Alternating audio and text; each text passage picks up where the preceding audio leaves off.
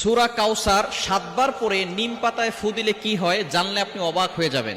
সূরা কাউসার হচ্ছে পবিত্র কোরআনুল কারীমের ভিতরে ছোট্ট একটি সূরা। পবিত্র কোরআনুল কারীমের 108 নম্বর সূরা, 114টি সূরার ভিতরে 108 নম্বর সূরা হচ্ছে সূরাতুল কাউসার। যদিও ছোট্ট সূরা, তবে এর ফজিলত কিন্তু অনেক বেশি। অনেক সময় আমাদের দুশমন বেড়ে যায়, আমাদের অনেক দুশমন হয়ে যায়। এই দুশমনকে ধ্বংস করার জন্য আপনি কিছু নিম পাতা সংগ্রহ করে 7 বার পরে যদি আপনি নিম পাতায় ফু দিতে পারেন, এই কিভাবে আমল করবেন এবং কিভাবে আপনি করলে আপনার দুশমন চিরতরে আপনার কাছে নত হয়ে থাকবে, আপনি জানলে অবাক হয়ে যাবেন। নবীজি সাল্লাল্লাহু আলাইহি সাল্লামের কিন্তু দুশমন ছিল। আবু জাহেল, উতবা, শাইবা মিলে সব সময় প্ল্যান করতো কিভাবে মুহাম্মদ সাল্লাল্লাহু আলাইহি সাল্লামকে ধ্বংস করে দেওয়া যায়। এই সূরাতুল কাউসারের এতটা ফজিলত কেন?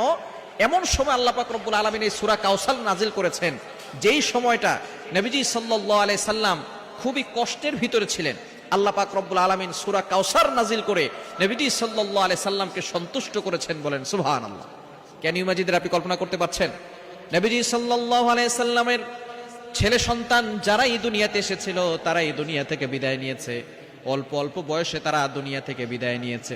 যখন এই সব সন্তানগুলো দুনিয়া থেকে বিদায় নিল, এবার কাফেররা বলা শুরু করলো, মুহাম্মাদের বংশের কোনো ছেলে নাই, মুহাম্মাদের এই দিন টিকবে না। মুহাম্মদ যে ইসলামের দাওয়াত দেয়, যেই কালিমার দাওয়াত দেয়, এই কালিমার দিন বেশি দিন টিকবে না, কেননা তার সন্তান সবগুলো দুনিয়া থেকে বিদায় নিয়েছে। মুহাম্মদ হচ্ছে আবতার, নির্বংশ, মুহাম্মাদের বংশ নাই, মুহাম্মাদের এই ইসলাম বেশি দিন থাকবে না।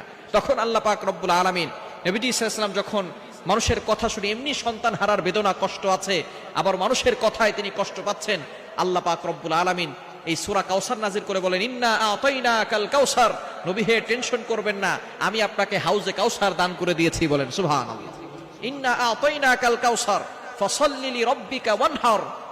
আল্লাহ পাক রব্বুল আলামিন জানিয়ে দিয়েছেন আপনার জন্য নামাজ এবং কুরবানি দিয়েছি। এরপরে বলছেন ফাসাল্লি লিরাব্বিকা ওয়ানহার ইন্না শানিআকা হুয়াল আবতার। যারা আপনাকে নির্বংশ বলে গালি দেয় তারাই হচ্ছে নির্বংশ।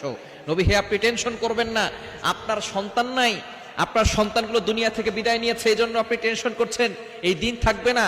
আপনার রুহানি সন্তান থাকবে।